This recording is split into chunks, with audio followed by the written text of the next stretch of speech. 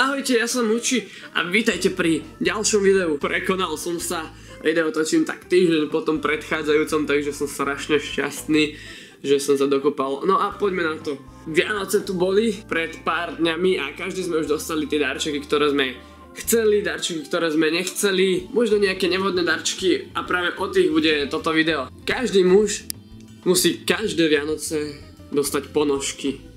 A ja sám osobne mám rád ponožky, mám rád tie Happy Socks a Happy Trainky, čo teraz všade sú, predávajú, úplne sú šťastné, veselé, farebné, ja mám rád také farebné ponožky, ale nie. Ja som nedostal Happy Socks. Ja som dostal čierne ponožky a nedostal som ani jeden pár, nedostal som ani dva páry a nedostal som ani tri páry. Neviem, či bola nejaká zľava, keď ich Ježiško maminka nakupovala alebo čo, ale aj pri ponožkách platí, čo je veľa, to je veľa. Milá pani, cítim, že ešte stále nemáte darček pre svojho syna. Ukážte? A ja vám tu ponúkam tieto úžasné, antibakteriálne, zdraviu prospešné a ešte k tomu krásne bambusové ponožky. Nekúpite pre svojho syna jedny? Sú v zľave. Jedinečná predvianočná zľava. Kúpte prosím. Viete čo? Tak ja ich vezmem rovno 9. Čiže áno, mám 9 párov čiernych bambusových ponožiek. Naozaj neviem, čo s nimi budem robiť a prečo som ich dostal tak veľa. Ale sú skvelé. Sú čierne do McDonaldu. Ale ja mám rád farebné. Ja mám same čierne, keď sa pozrite do mojej skrine s ponožkami, mám same čierne ponožky. A to už triediť je problém, pretože všetky sú rovnaké a neviete, ktorú s ktorou máte spárovať. Potom nenájdete správnu dvojicu a ponožky sú smutné. Ale poviete si, Huči, ale veď 9 párov ponožiek čiernych je nič. A veď sú bambusové, to musí mať každý, tie sú zdravé, fajn. 9 párov? Povedal som Ježiško maminka, ale ešte mám Ježiško sestru. A Ježiško sestra tiež nezahádal a priniesol mi ďalšie 3 páry vojenských maskačových ponožiek, aby mi nebolo ľúto. Takže mám doma 12 párov ponožiek, s ktorými fakt, ale že fakt neviem, čo budem robiť. Čiže z vedľajšieho darčeku ponožky sa stal asi hlavný darček tejto Vianoce.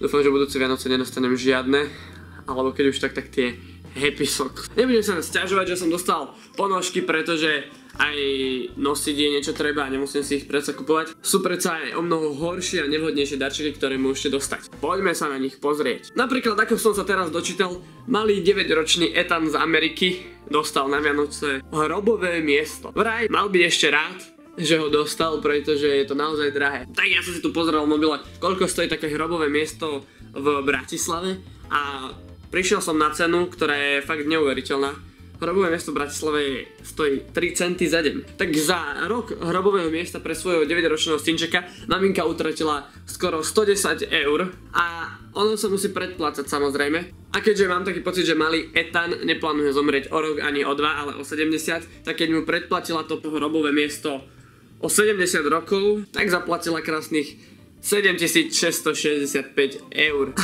Naozaj neviem, čo by som robil, keby som dostal hrobové miesto na cintoríne.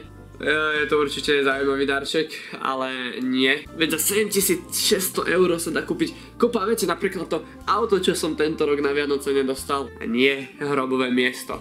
Ale ďalší vianočný darček, ktorý sa tak trošku nepodaril, bol darovaný malej Kim, ako som si ju sám nazval, prečo Kim, to pochopíte za chvíľku sami. Maminka jej totižto darovala zhnitý banán, ktorý asi doma nezjedli, ale to by nebola malá vynaliezava Kim, keby nevedela a nevidela, čo robí maminka po večeroch so zhnitými banánmi, ktoré ona sama nezie, a tak sa rozhodla, že asi teda, keď jej maminka dala taký istý zhnitý banán, že už bude veľké dievča a že s ním môže robiť to, čo maminka.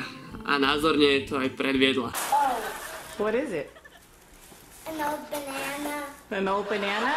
Isn't that exciting? No. What are you doing? Pushing it. Oh, okay. Tak presne preto Kim. Zaujímavé, čo? Toto by sa ale nestalo, keby maminka malej Kim kúpila a vložila banán do skvelého obalu na banány už od 2 libier na eBay. Veľmi užitočná vec. Banánik by totiž to nezhnil a malá Kim by nemusela ukazovať svoje schopnosti. S kým vyrastie veľká, dobrá žena, ktorá bude tešiť veľa mužov. No dobre, ale poďme ďalej. Ďalším vianočným darčekom, ktorým chcú rodičia trošku svoje deti postrašiť a urobiť si z nich tak trošku srandu, je to naozaj veľká sranda, je to, že darujú svojmu dieťaťu nič. Ale veď my si niekedy od toho sami prosíme, nie? Keď sa nás pýtajú, čo si prosíš na Vianoce, a my povieme nič, veď ja mám všetko. Matuško, čo by si chcel na Vianoce? Ale nemám čas teraz hovoriť, už ma nič nechcem. Tak a poďme rozbalovať darčeky. Tak, prvý veľký tu máme pre sestru, druhý pre ocinka, tretí pre babičku a štvrtý pre deduška. Mami, a čo ja? Skoro by som na teba zabudla, Matuško. Pre teba tento najväčší, páči sa.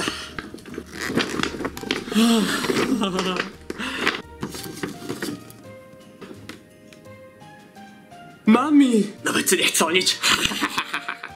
Ale potom je tu časť rodičov, ktorým sa narodil syn a nevedia sa s tým zmieriť.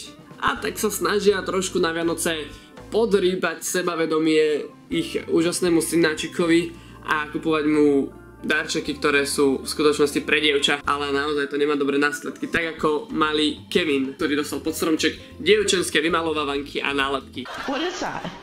I got a girl activity book with stickers. I'm not a girl. I'm the worst present ever. Tak mi nezabudnite do komentárov napísať, aký ste nevhodný darček dostali vy, darovali vy, viete o niekom, kto dostal alebo daroval takýto zlý darček, alebo čo by ste nechceli dostať pod stromček nikdy vy. Ak sa vám video páčilo, dajte koment, like, odber, zdieľajte toto video, nech je nás tu čo najviac. A my sa vidíme pri ďalšom videu už čo skoro. Majte sa krásne, čau.